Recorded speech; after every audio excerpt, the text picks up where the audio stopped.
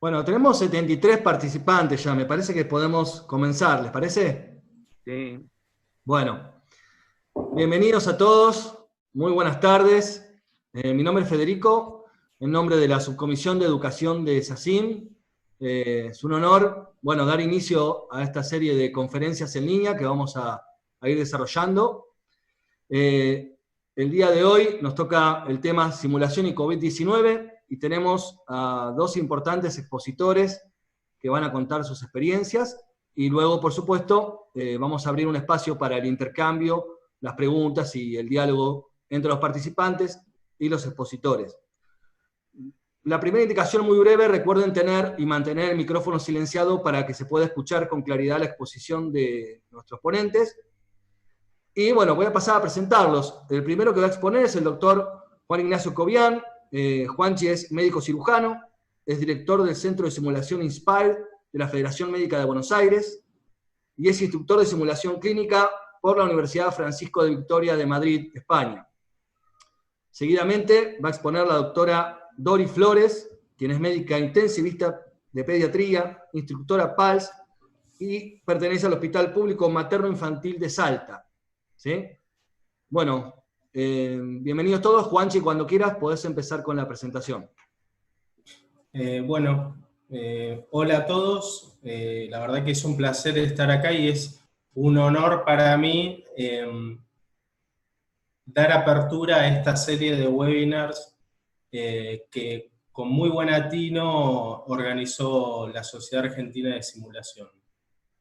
Así que muchas gracias a la sociedad también por permitirme estar acá para compartir nuestra experiencia. Voy a compartir la pantalla, ustedes me dirán si la están o no, me pueden hacer con el dedito para arriba de vuelta. ¿No veo para arriba? Sí, perfecto. Bueno. Muy bien.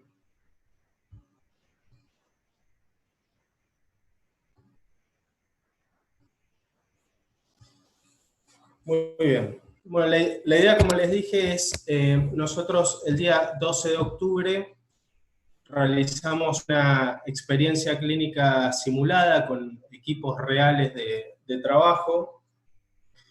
Y la idea era contarles, bueno, cómo fue esa experiencia y qué creemos nosotros que nos dejó esta experiencia de simulación clínica avanzada.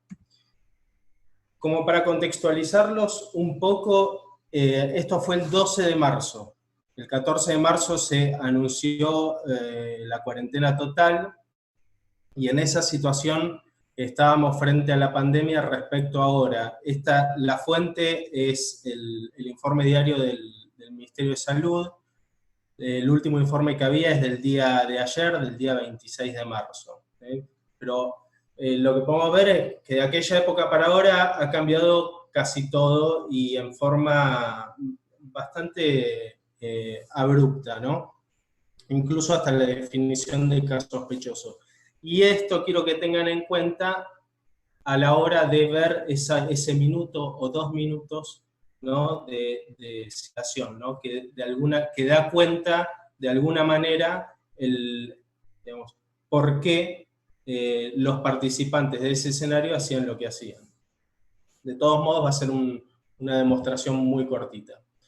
Para hacer un resumen de en qué consistió lo que implicó esta simulación, estos son todos los participantes que estuvieron ese día. Tuvimos 11 participantes dentro del escenario, que eran equipos reales de trabajo. 3 personas correspondían a un equipo del SAME, prehospitalario.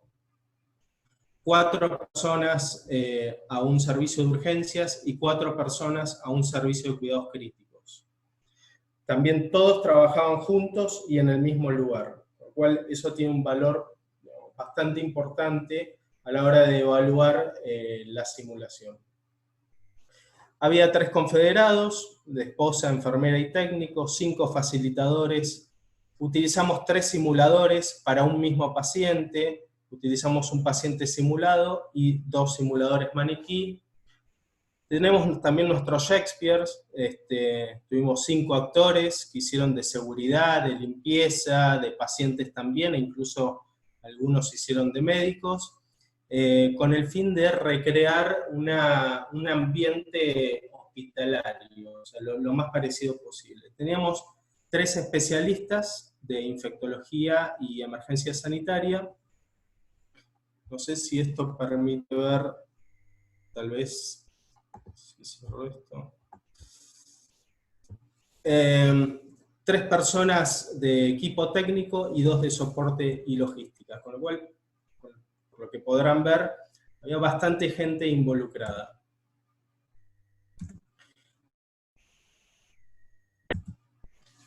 Un poco acerca del escenario, o contarles acerca del caso clínico, de qué se trataba. El servicio de emergencia recibe una llamada por este hombre, ¿no?, que comienza con algunos síntomas respiratorios y fiebre de 24 horas de evolución, que evoluciona mal y por eso su esposa llama al servicio de emergencias, y así es como de alguna manera empieza la historia.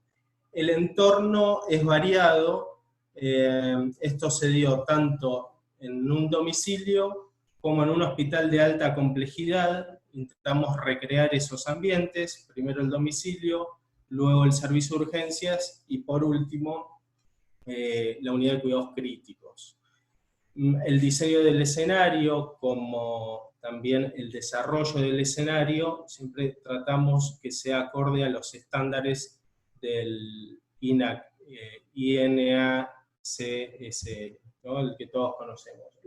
El objetivo general de esta actividad fue evaluar el manejo de un paciente sospechoso de coronavirus o de COVID-19.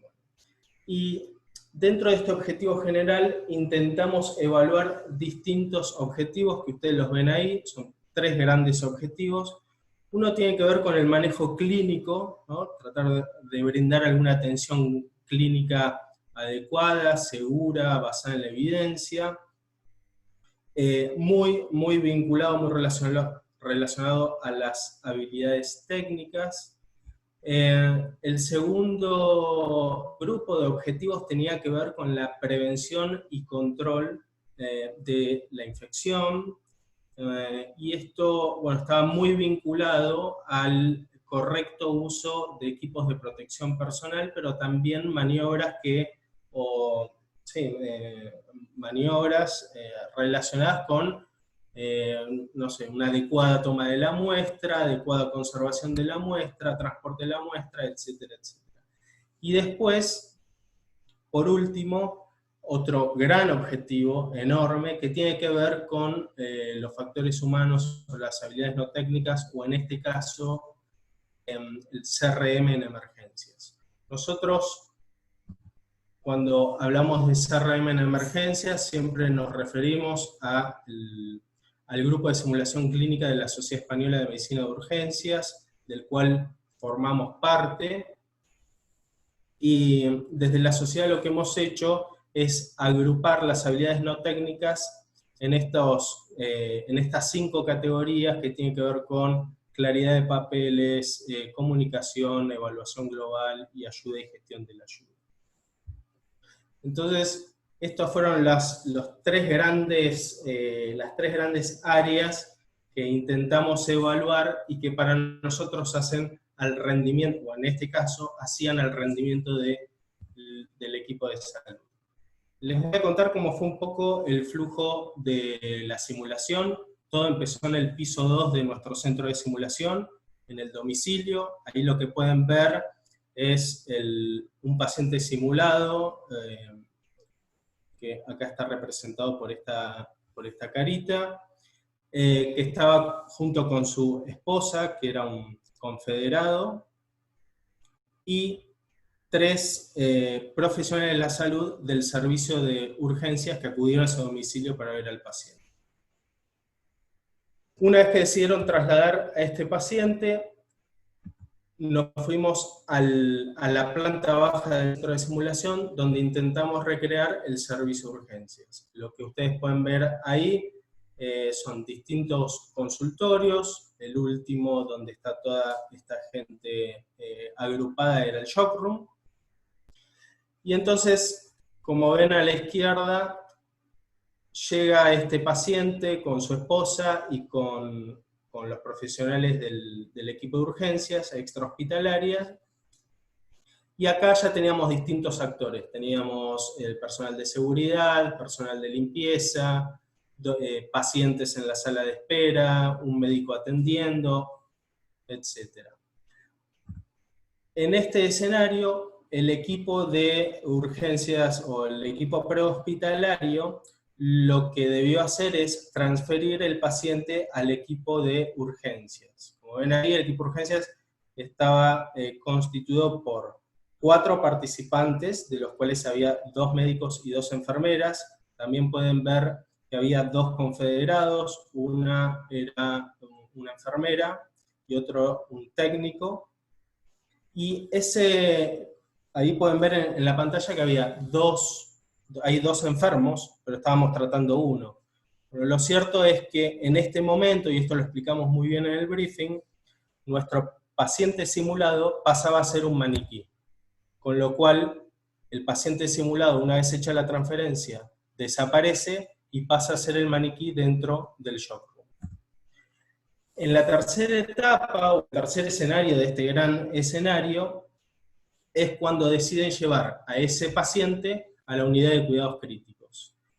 En este momento, solamente aquellos médicos que iban a hacer la transferencia al equipo de terapia intensiva fue el que subió de vuelta al segundo piso, y el paciente ya no era más el maniquí que estaba en planta baja, sino que pasaba a ser otro maniquí que ya estaba dentro de la sala. Acá lo que nos importaba ver era nuevamente cuál era la transferencia y luego el manejo dentro de cuidados críticos, un paciente que empeora. En la sala de comando pueden ver el facilitador. Por último, en el piso 6, que era la sala de control, teníamos toda la gente de soporte técnico, había 2 facilitadores y los 3 especialistas, todos observando lo que pasaba en cada uno de los escenarios. Con lo cual se habrán dado cuenta también que esto requiere una organización bien meticulosa y una gran organización. Y esto es un poco un resumen de lo que hacemos para organizarnos. Nosotros armamos no solamente una dinámica que nos dice qué es lo que sucede en cada momento y quién está involucrado, sino también que hacemos un guión de esa dinámica donde dejamos bien establecido cuál es el papel de cada uno de los actores, ya sea facilitador, especialista, lo que sea. Un poco volviendo a esta situación de planta baja, de urgencias, es lo que yo quisiera mostrarles, para recordarles que el equipo con el paciente deja de ser un paciente simulado y pasa a ser un maniquí. La idea es mostrarles un poco, 1 o 2 minutos de lo que fue este escenario, avisarles antes de ver este video que todo este grupo de participantes era la primera vez que tenían contacto con simulación, que lo que veamos ahí, bueno, tratemos de juzgar los hechos y no las personas. Y otro tema muy importante que nosotros siempre recalcamos antes de ver algún video o antes de introducirnos a algún escenario de simulación es esto de la empatía, es esto de ponernos en los zapatos del otro y pensar y saber y estar seguros que si nosotros hubiésemos estado ahí dentro, seguramente tendríamos muchas cosas por mejorar. Les voy a mostrar el video, 1 o 2 minutos de lo que sucedió dentro de la sala de urgencias, y no se asusten por esto, por suerte todavía no se transfiere de esta manera. A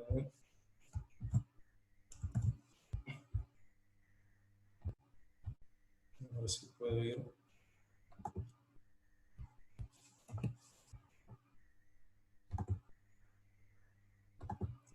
Díganme si siguen viendo o no.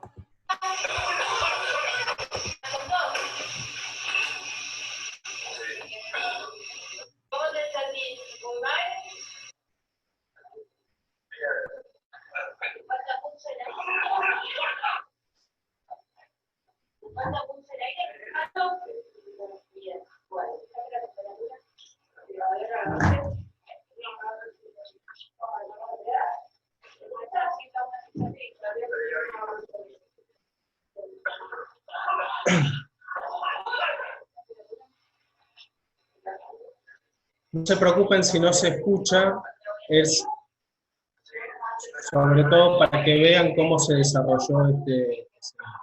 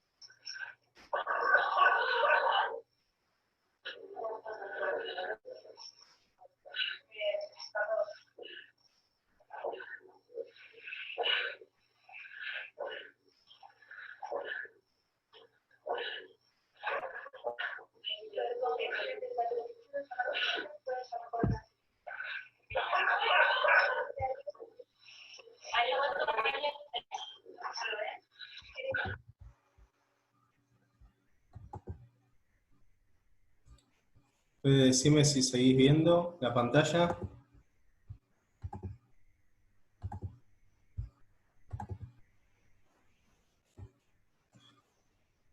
¿Se sigue escuchando? Perfecto, Juan. Muy bien. Bueno, era simplemente mostrarles unos 2 minutos de lo que fue la simulación en ese lugar y contarles qué fue lo que hicimos después. Después de que terminó toda esos 3 escenarios, hicimos un análisis posterior.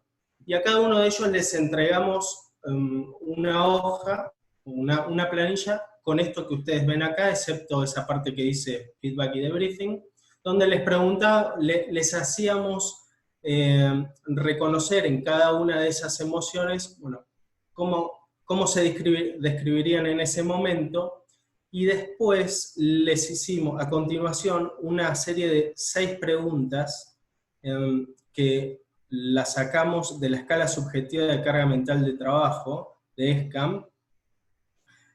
Como verán ahí, tienen con una escala de Likert, para evaluar de alguna manera el grado de carga cognitiva o carga mental de trabajo que significó para ellos esta simulación. Este análisis consistió prácticamente en un feedback, no hubo debriefing, por el simple hecho de que había muchísima gente viéndolos y pensamos que ese momento de reflexión, donde incluso uno trae a colación cuestiones muy personales, no correspondía hacerlo en ese momento de esa manera. De modo que lo que hicimos fue un feedback. Nosotros solemos ubicar o desarrollar las actividades de simulación de acuerdo a las zonas descritas por Rusin. Entonces, en este sentido, creemos que este escenario de simulación se encontraba entre la zona 2-3. ¿Por qué? Porque tenía mucho, primero porque los aprendices o los participantes eran gente ya experimentada, eran profesionales, eran de posgrado.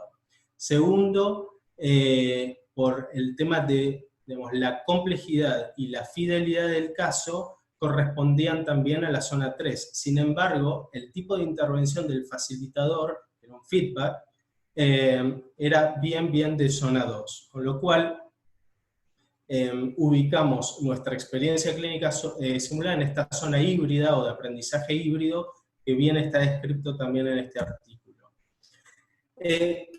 ¿Con qué nos encontramos? Nos encontramos con estos resultados. Ahí tienen distintos colores que representan distintos grupos. El azul es el equipo prehospitalario, el equipo de urgencias y de cuidados críticos. Y el amarillo es el promedio general, el promedio de todos. Entonces, lo que vimos es que tanto para el equipo de urgencias como para el equipo de cuidados críticos, la carga de trabajo parecía ser relativamente elevada, y no tanto así para el equipo de emergencias extrahospitalaria.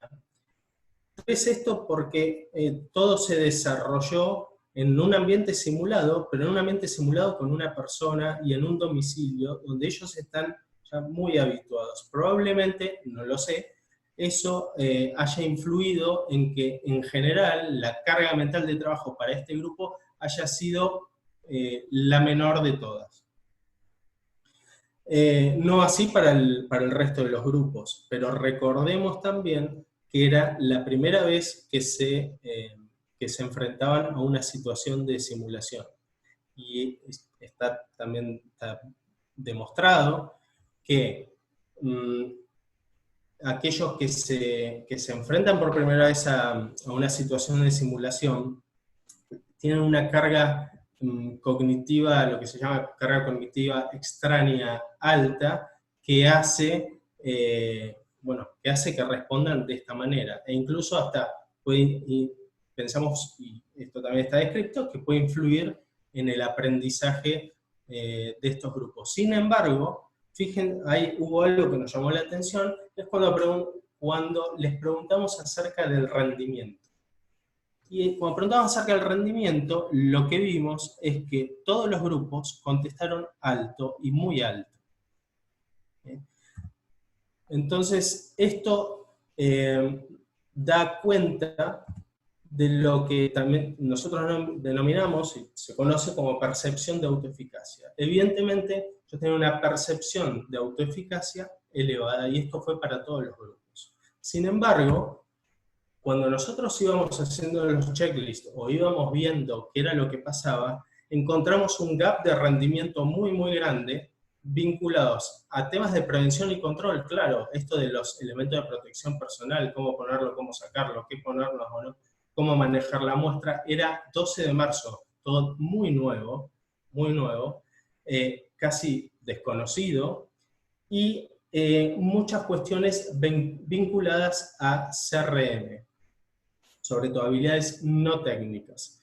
No sé si alcanzaron a escuchar o no, pero en un momento la médica dice hay que llamar a terapia o hay que intubar. Entonces hay algunos hechos objetivos vinculados con la comunicación que denotan un gap de rendimiento en el equipo.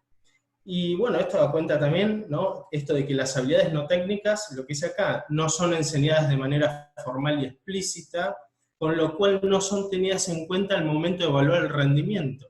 Claro, el momento de ellos evaluarse y percibir ese rendimiento, no tuvieron en cuenta las habilidades no técnicas, probablemente porque las desconocen. Y tal como dice Bandura, si uno no sabe qué demandas deben ser resueltas ante una tarea encomendada, es difícil ver con exactitud si uno cumple con las habilidades requeridas para dicha tarea. Juan, con lo cual... por favor, anda cerrando que ya estamos sobre el tiempo, por favor. Sí, ya termino. Nosotros lo que encontramos como utilidad de esta experiencia no tiene tanto que ver con el uso de la simulación como herramienta educativa, sino simplemente traspasar, lo que proponemos es traspasar el límite de la educación y pasar a la evaluación de procesos para la mejora continua. Y de esto creo que tiene mucha aplicación el tema de la simulación translacional. Si yo tuviese que decir, bueno, ¿dónde ubicaría esta experiencia clínica simulada? Bueno, claramente yo la ubicaría en lo que es simulación translacional, a excepción de que esto no fue en un ambiente real, y más bien en esta etapa diagnóstica de la simulación translacional. Por lo cual creo que es una aplicación muy válida que se le puede dar en este momento, donde es muy importante mejorar todos los procesos vinculados a la atención del coronavirus. Solamente para recordarles que hay una herramienta que creo que vale la pena explorar, que es este Circle Lab de la gente de Boston, que es muy interesante, y creo que eso es todo. Muchas gracias. Muy bien, Juan, muchísimas gracias. Les recordamos a todos que cuando termine la siguiente exposición de la doctora Flores, ustedes pueden preguntar a través del chat o levantando la mano para que les demos la palabra. ¿sí? Vamos a pasar entonces, sin más, a la exposición de la doctora Doris Flores. Doris, cuando quieras. Y ahí compartimos.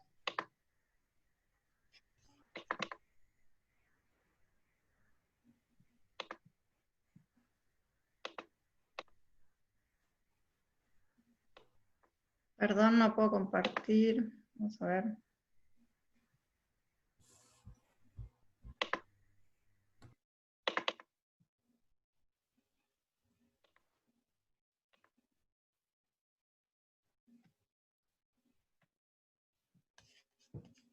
Perdón, no puedo compartir todavía, esperamos.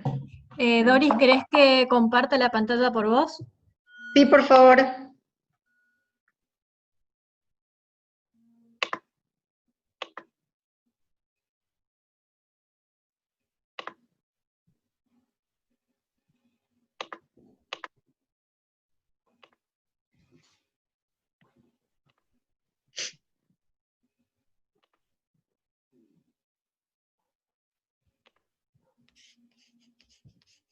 ¿Pudiste, Euge?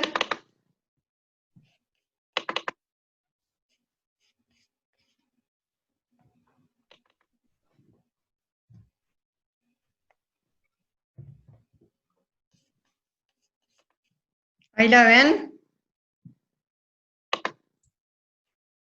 Sí, se ve perfecto, Doris. Se ve muy bien. Perfecto. Buenísimo. Bueno, muchas gracias por la invitación y por el espacio y por poder representar de alguna manera el trabajo que se hace desde el interior. Bueno, hace 5 meses atrás, la verdad que estábamos hablando de temas totalmente diferentes y el coronavirus vino a cambiar no solamente el mundo, sino tapete una serie de problemas sanitarios que ya existían y otros nuevos, por lo cual tuvimos que aprender a recorrer nuevos caminos de aprendizaje en lo que respecta a esta nueva infección. Este es el hospital donde trabajo, es el Hospital Público Materno Infantil de Salta, que es centro de referencia de toda la provincia y que cuenta con un recurso humano de aproximadamente 1.700 personas, entre personal médico y no médico. Las otras imágenes son de mi terapia. Es una terapia intensiva polivalente que cuenta con 16 unidades, 4 para cirugía cardiovascular, 2 aislamiento y el resto son unidades individuales, además de la terapia intermedia. Durante estos más de 60 días, la verdad que tuvimos que enfrentarnos a nuevos desafíos desde la institución, poniendo a trabajar de manera apresurada y contrarreloj en el rediseño de nuevos espacios, elaboración de protocolos, el aprendizaje del uso de protección personal y el entrenamiento de prácticas cotidianas. En lo que respecta al rediseñamiento de nuevos espacios, en los primeros protocolos institucionales se había designado a los 2 aislamientos de la terapia como sitios de terapia COVID, y sin dudarlo comenzamos a trabajar incluso en aprender a marcar los sectores limpios de los sectores sucios y a tener un nuevo espacio mental de cómo íbamos a trabajar en estos sectores. Posteriormente hubo un recambio del protocolo, como ocurrió en todas las instituciones, y se decidió que la terapia COVID iba a ser en la terapia intermedia, que es una terapia que cuenta con 4 habitaciones individuales con 2 camas cada una, y sin dudarlo, el equipo de enfermería se empoderó en ese rol, sumado al personal de limpieza, personal de maestranza, y comenzaron a rediseñar toda esta nueva terapia, haciendo el marcaje del área limpia y el área sucia de los circuitos, y a organizar todo el área del equipamiento donde nos debíamos cambiar y descambiar. Como algo inédito dentro del hospital, se habilitó un taller para la elaboración y la costura de los equipos de protección personal con miembros del hospital, voluntarios que trabajaron y continúan trabajando en la construcción de estos equipos. De esta manera, la simulación comenzó a cobrar interés en diferentes sectores del hospital a partir de la enseñanza masiva del uso de equipos de protección personal. Cabe aclarar que el hospital no cuenta con centro de simulación, por lo tanto esto de la simulación y el aprendizaje vivencial a partir del uso de los equipos fue la verdad toda una novedad. Se diseñaron protocolos, se trabajó con checklist institucional y un checklist diseñado además para el sector de la terapia intensiva, y comenzamos a transitar este camino de aprender a trabajar en equipo y a depender de otros para el cuidado de todos. Es decir, que empezamos a pensar de qué manera nos podía ayudar la simulación en estos tiempos de pandemia, y básicamente nos sirvió en varios aspectos. Por un lado, desde un enfoque educativo, a prevenir infecciones con el uso adecuado de los equipos, procedimientos que en realidad ya los teníamos conocidos, pero quizás tal vez olvidados o con pobre adherencia a protocolos como es el lavado de mano o el uso de protocolos estándares de cuidado. Tuvimos que aprender a comunicarnos debajo de todo, de las máscaras, de los barbijos, que realmente dificultaban todos los sentidos, y como institución se puso mano a la obra toda la institución a trabajar en la redistribución del recurso humano, los nuevos espacios y los equipamientos, diseñar circuitos que debían recorrer los pacientes COVID, y todo en un plan de trabajo de seguridad del paciente, y también tratando de pensar en el enfoque personal e individual de los que cuidan, que a veces siempre es lo más descuidado. De todo esto, lo más importante fue que se jerarquizó siempre el trabajo en equipo. Y la simulación comenzó a marcarnos un camino, comenzaron a aparecer nuevos líderes en los distintos sectores del hospital, y cada sector fue trabajando sobre el desarrollo de habilidades no técnicas y habilidades técnicas que sintió que necesitaba empoderar y aprender a trabajar. Y casi sin pensarlo, y rápidamente, prácticamente los 1.700 empleados del hospital se convirtieron en especialistas en simulación, y todos fuimos por un momento los simuladores. En emergencia pediátrica se comenzó a trabajar en habilidades como vía aérea, toma de muestra, RCP, se continuó con equipo de protección personal, hospital de día pediátrico que se convirtió en un sector de internación de pacientes COVID leve y moderado, practicó en lo que era traslado y recepción de pacientes, acondicionamiento, uso de PP.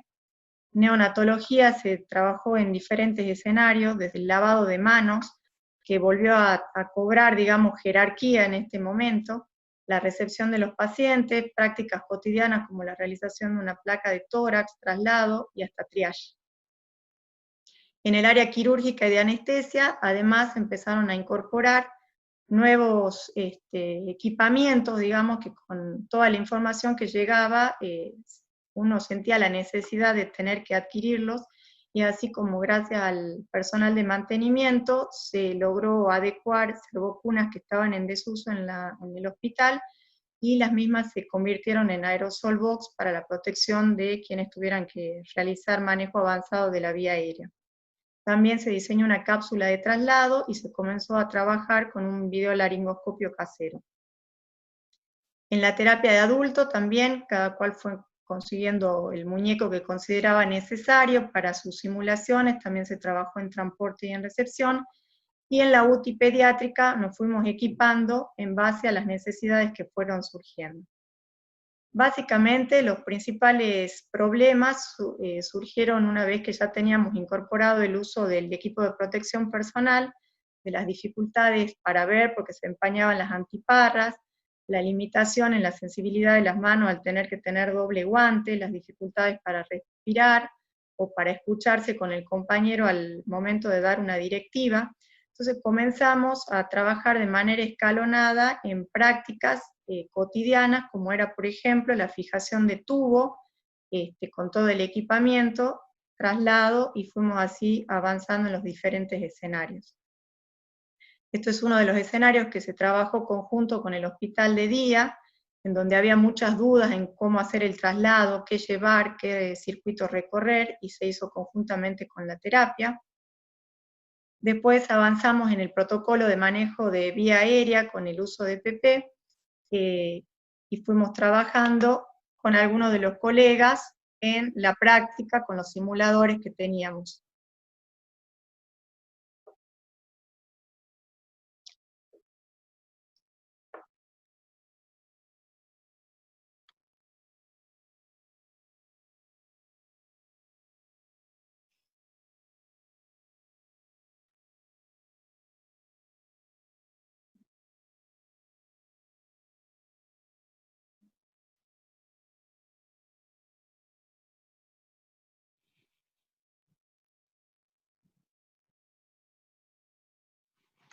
Con pequeños escenarios empezamos a ver la importancia de trabajar respetando algunas secuencias de trabajo y sobre todo con la comunicación efectiva con un equipo de trabajo reducido como indicaban los protocolos.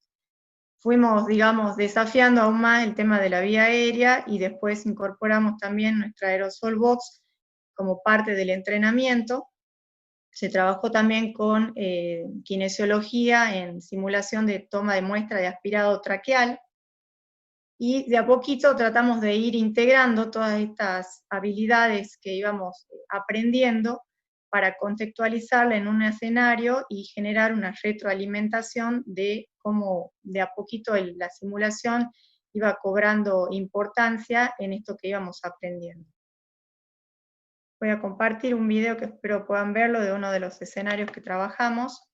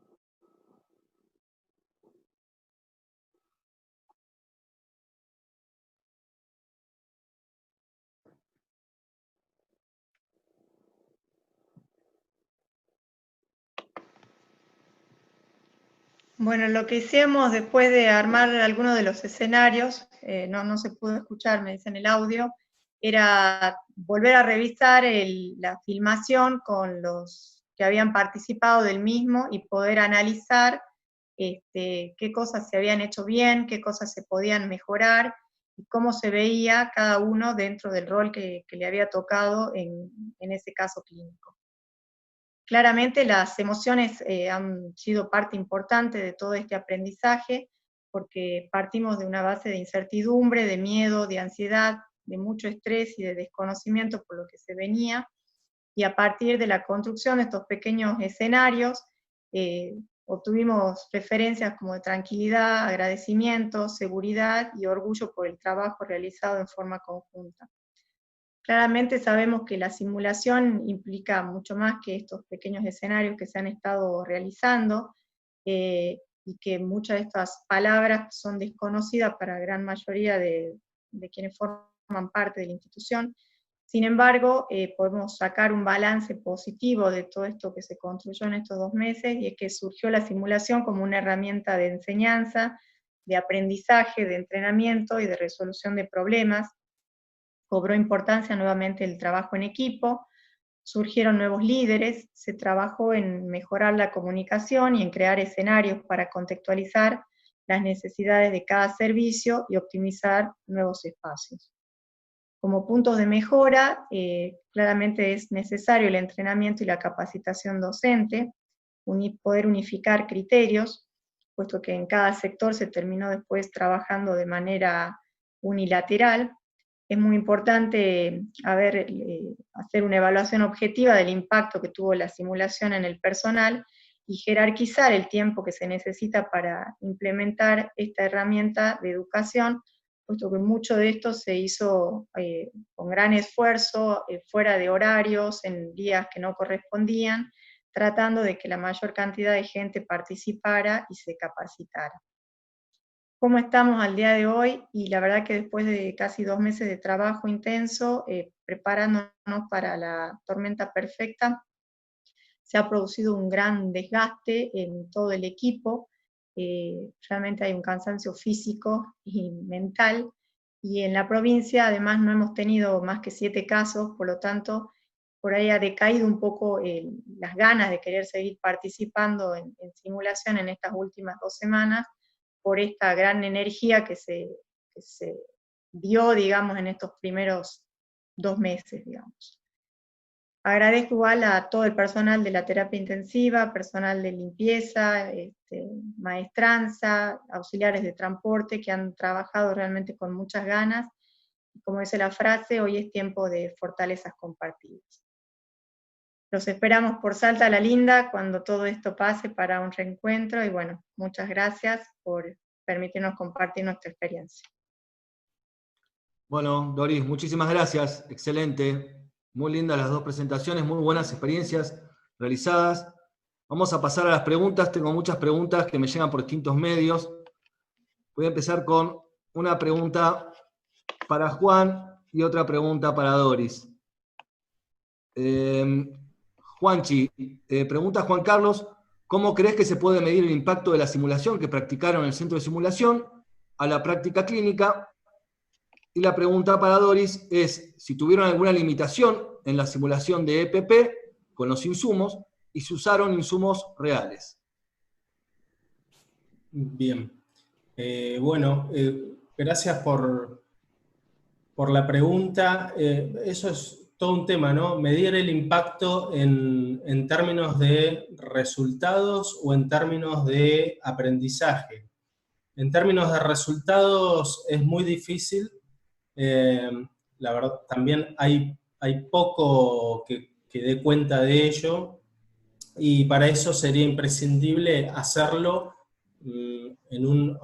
hacer simulación translacional o simulación in situ. Ahora, ¿cómo se puede medir el impacto? Nosotros habitualmente, podemos tomar el impacto como resultado de salud o cambios actitudinales o cambios de comportamiento. Y ahí sí creo que se puede medir lo que hicimos, y es a través de alguna encuesta validada. La gente de TeamSteps tiene una encuesta validada. Nosotros habitualmente hacemos 3 preguntas que son las que llamamos preguntas de compromiso, que nos no están validadas, pero dan cuenta de si hubo algún cambio actitudinal que lleve hacia algún cambio de comportamiento en la vida real, y lo que hacemos es preguntar qué fue lo que no hacías y a partir de ahora vas a empezar a hacer, qué era lo que ya hacías, pero a partir de ahora vas a hacer de una forma diferente, y qué era lo que ya hacías y a pesar de todo vas a seguir haciendo de la misma manera. Esas son las 3 preguntas de compromiso que a nosotros nos dan cuenta de algún cambio actitudinal, que incluso las podemos volver a hacer meses después, contactarnos con ellos y preguntar. De todos modos, no olvidemos que este escenario o esta experiencia clínica simulada fue uno solo, con lo cual tampoco tenemos manera de evaluar cuál fue el impacto porque no hemos completado la vuelta y media del ciclo de Kolb que necesitamos para dar cuenta de si aprendieron y cómo lo aplican. Muy bien, Doris. Bueno, con respecto al uso de protección personal, todo lo que fue antiparras y máscaras faciales, las fuimos comprando en los diferentes servicios, digamos, y lo que fue al principio las prácticas las hacíamos con batas quirúrgicas, no con los camisolines hidrorrepelentes, porque en ese momento no habían llegado. Después cuando se construye, digamos, el taller, digamos, para la elaboración de los equipamientos, por supuesto fueron restringidos, y en el último mes sí nos facilitaron ya equipos reales para poder tener más dimensión de lo que era la textura de la tela y poder practicar ya con los equipos completos las simulaciones. Muy bien. Bueno, tengo muchas preguntas, muchos comentarios, muchos agradecimientos y muchas felicitaciones de todos los participantes. Tenemos 100 participantes, estamos muy contentos con la convocatoria. Voy a pasar a otras preguntas que tengo acá. Para Juanchi, según la clasificación de niveles que mencionaste, del 0 al 4 y el escenario realizado, ¿qué modelo de reflexión utilizabas? Y para Doris, me hace una pregunta acá, déjame leer, dice, si pudieron lograr la jerarquización de estas actividades por parte de las autoridades del hospital. Una pregunta muy interesante. Perdón. Perdón, Doris, perdón. No, dale Juan. Nosotros, la puntuación en la escala de Likert era del 1 al 5 y daba cuenta de la carga mental. No estaba vinculado con la reflexión en sí. Luego nosotros hicimos un análisis de eso, pero lo que hicimos fue un feedback, fue una devolución en honor al tiempo y algunas cuestiones de confidencialidad que existían en ese momento. Con lo cual no considero que haya sido una práctica reflexiva pura, o de las que nos gusta a nosotros hacer. Muy bien, Juan, gracias. ¿Doris? La verdad que no sé si se jerarquizó 100% estas prácticas desde las autoridades, porque la verdad que terminó trabajando cada servicio de manera individual y había tanto para hacer que creo que por ahí no se puso tanto el acento jerarquizando esto como una herramienta, con una puesta en valor como para un proyecto a futuro, si es eso lo que se pregunta. La verdad que no lo sabría contestar. Muy bien, gracias, Doris. Acá hay una pregunta para los dos, de Mauro, dice, ¿qué les dejó como docentes esta experiencia de simulación en tiempos de pandemia? Doris, ¿querés vos primero? Bueno, en realidad que esto surge como una necesidad, ¿no? La necesidad de practicar y de entrenar cosas de todos los días, porque de repente ver que necesitaban practicar el lavado de manos y que alguien lo supervise, cuando por ahí, hasta antes de la pandemia, eso parecía ser algo hasta tedioso y molesto, o que alguien te corrija la colocación de un barbijo quirúrgico porque lo usábamos mal. Realmente creo que surge como una necesidad, digamos, por parte de todos, de querer aprender a partir del error y de poder vivenciar estos escenarios y después verse, inclusive en un video casero, y sentir el orgullo de poder haber resuelto problemas. Me parece que eso ha sido muy satisfactorio. Muy bien, gracias, Doris. Tengo una pregunta, a ver, tengo un montón. ¿Querés que contesto? Perdón, Juanchi, perdóname. No, simplemente a mí lo que me dejó fue varios interrogantes. Uno de ellos, el que mencionó antes, esto de, bueno, no limitarnos a la simulación como herramienta de educación, sino traspasar ese límite y empezar a utilizarla para evaluar procesos, por un lado, y el otro, que es, bueno, es una preocupación que no surgió con esta experiencia, sino que surge con todas las experiencias que tenemos, y es esta inconsciencia acerca de cuánto las habilidades técnicas influyen en nuestro rendimiento como equipos de trabajo. Entonces, creo que ahí hay dos focos en los cuales tenemos que empezar a trabajar. Desde mi punto de vista, desde nuestro punto de vista, el tema de habilidades técnicas tiene que ser algo transversal, así como existe un briefing, tiene que existir habilidades técnicas, sin olvidarnos que lo que estamos intentando que hagan es que jueguen el juego completo, ¿no? Estamos enseñando habilidades complejas, y no podemos olvidarnos de las habilidades técnicas si lo que pretendemos es hacer eso. Muy bien, Juan, muchas gracias. Tengo otra pregunta, una para cada uno. Para Doris, primero, si notaron modificaciones en la dinámica de los equipos de trabajo, independientemente de la aparición de casos positivos de COVID-19, después de simular.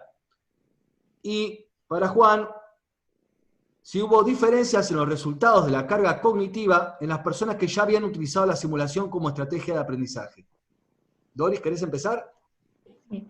En el hospital no tuvimos pacientes en la terapia, de hecho hubo semanas que hemos tenido la terapia con 0 pacientes, y pacientes sospechosos de COVID tampoco.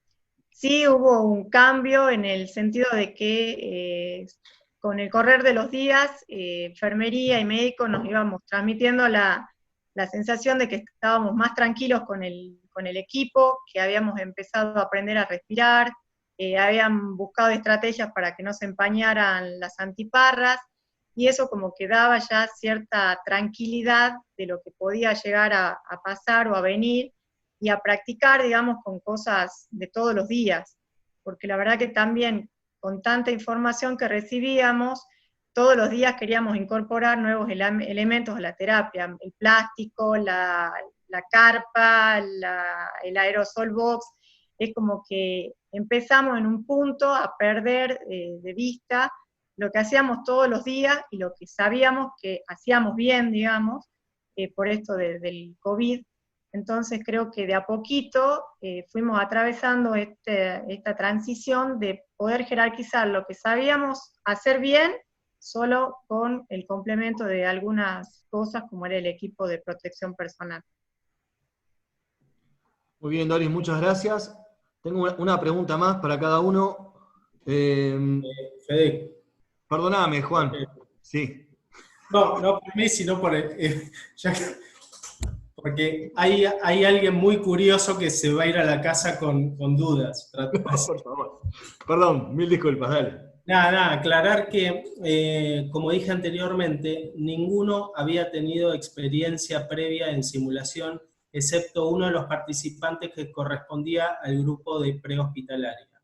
Y de eso da cuenta la carga mental, los resultados de la carga mental. Si se fijan, casi todo era alto, probablemente se debiera a la carga mental extraña, ¿no? Que está vinculada con el ambiente nuevo o todo el monitor, los simuladores, bueno, todo con lo que no estamos familiarizados, lo vinculamos a eso.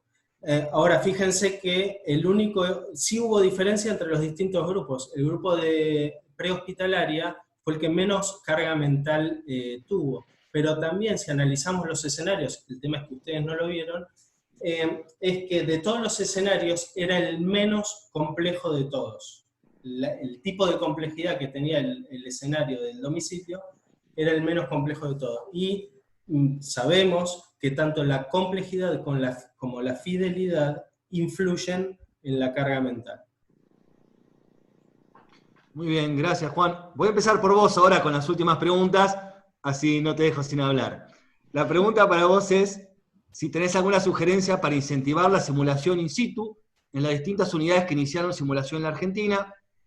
Y para Doris, pero empezamos por vos, Juan, tengo la pregunta acá, Doris, mencionaste que los 1.400 profesionales del hospital pasaron de no hacer simulación a hacer simuladores. Si utilizaste algún tipo de introducción o pre-briefing, o qué abordaje realizaste. Juan. Miren, para incentivar es difícil, no es una tarea fácil. Realmente, más que mostrarles o tratar de hacerlos partícipes de eso y mostrarles cuáles son los resultados que pueden tener, tanto individual como equipo. El mundo en general piensa que simular es jugar a los muñecos. Bueno, nuestro trabajo es demostrarles que es mucho más que eso, que tiene que ver con un aprendizaje profundo, mucho más profundo del que estamos habituados. Y en esto, en la presentación de Doris, y quiero dejar así como un último mensaje, Doris dice que nosotros no tenemos un centro de simulación. Y no estoy de acuerdo. O sea, ya el hecho de estar dentro de un hospital, yo creo que tenés el mejor centro de simulación que cualquiera puede tener. Porque estás en tu lugar de trabajo, porque trabajás con equipos verdaderos y porque tenés todo el equipamiento real, ¿no? verdadero, a disposición. Y yo envidio bastante esa situación. Pero bueno, no se necesita tener un mega centro de simulación para poder hacer simulación. Gracias, Juan. ¿Doris? Bueno, en realidad, como les contaba, cada servicio fue tomando la posta con lo que consideraba era la simulación, digamos, y la verdad que en algunos puntos fue difícil porque muchas veces la simulación se convirtió en una teatralización en donde el solo hecho de ver el muñeco, como dice Juan, generaba realmente un alboroto, todo el mundo quería filmar, sacar fotos, opinar, y eso hizo que muchas veces se perdiera el objetivo esencial del escenario que se había armado. Nosotros en la terapia comenzamos a trabajar ya después a puertas cerradas, tratando de trabajar con equipos reducidos para evitar justamente esta dificultad que veíamos en el resto de los servicios. Tratamos, cuando armamos los escenarios, de dar un pre-brief, de contar qué es lo que íbamos a hacer o cuál era el objetivo que se iba a evaluar, de mostrarles cómo estaba armado el escenario y cuáles eran las limitaciones que iban a encontrar, y que no había trampas, digamos, en el escenario armado o en el caso clínico planteado, y después sí tratar de, cuando hacíamos el análisis de lo que habíamos filmado, trabajar un poquito sobre qué habían visto, qué objetivos se había cumplido y las emociones que les había generado participar del escenario. Pero no siempre fue fácil y dependía mucho de los lugares en donde se había realizado la simulación. Muy bien, Doris, muchas gracias. Bueno, yo les quiero agradecer profundamente a los dos, estamos muy contentos con las presentaciones de ambos, muy contentos con la convocatoria y muy contentos de haber dado este primer paso en esta serie de presentaciones y de conferencias que vamos a realizar. Le voy a dar la palabra a la coordinadora de la Subcomisión de Educación de SACIM, y quería recordarles antes de eso que todos estos espacios y la grabación de hoy va a estar disponible en la página de SACIM. ¿Sí, Eugenia? Bueno, buenas tardes a todos. ¿Cómo están? Muchísimas gracias a cada uno de los que se sumaron a esta nueva iniciativa que surge desde SACIM, nuestra sociedad, que tiene corto tiempo, pero con muchas ganas de seguir apostando a la simulación clínica en Argentina, y obviamente de la mano de nuestra subcomisión de educación, hemos generado estos seminarios en línea, que los vamos a estar dictando los miércoles de cada mes, el último miércoles de cada mes. Le vamos a hacer llegar la invitación a cada uno de ustedes para que se sumen, para que nos cuenten cómo van llevando, ¿no?, esta situación de pandemia y cómo nos vamos acondicionando y cómo vamos trabajando o resolviendo estas complicaciones en nuestros lugares de trabajo, ya sea institución de salud, en las universidades, en los diferentes lugares de trabajo que actualmente tenemos, y podemos dar respuesta con la simulación clínica a un montón de estos interrogantes. Así que bueno, muchísimas gracias a cada uno de ustedes, y obviamente al equipo de la subcomisión, y obviamente a los disertantes, tanto Juan como Doris, que hoy dieron lo mejor, mostraron lo que pueden hacer con muchos recursos, o bien con la predisposición, obviamente, de una gestión hospitalaria, del compromiso de los compañeros, de los colegas, de trabajar en equipo. Creo que eso es lo más importante para poder dar respuesta a esta situación que hoy nos acompaña, que es la pandemia, y que tenemos que transitarla. Muchísimas gracias, y como siempre, SACIM los espera para que se sumen a todas las actividades, tanto virtuales, o bien las que tenemos en las diferentes subcomisiones, que pueden enviar correo y pueden sumarse a las diferentes subcomisiones y ser parte de esta sociedad, ¿sí?, de simulación de Argentina. Muchísimas gracias. Gracias. Muy bien. Chao, gracias. Gracias.